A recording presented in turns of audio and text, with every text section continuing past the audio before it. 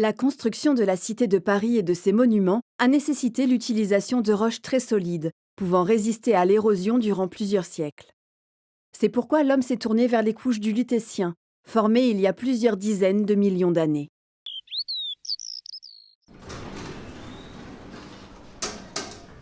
Nous sommes ici dans la carrière de la brasserie, située aux portes de Paris.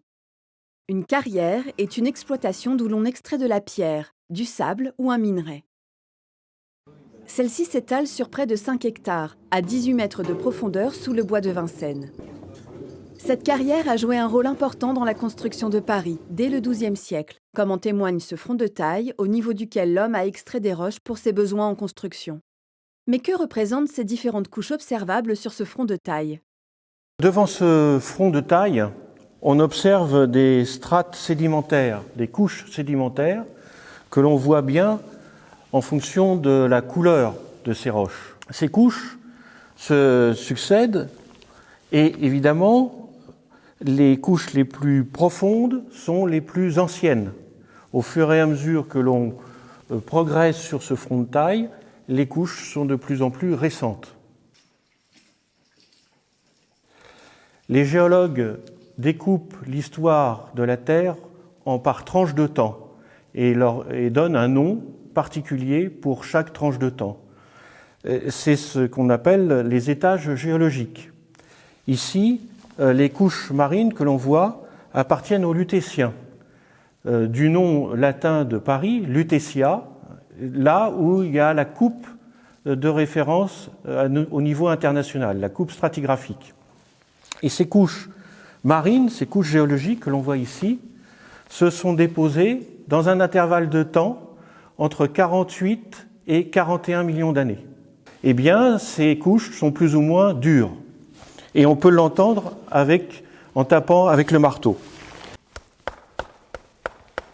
Ici, on a des calcaires relativement tendres.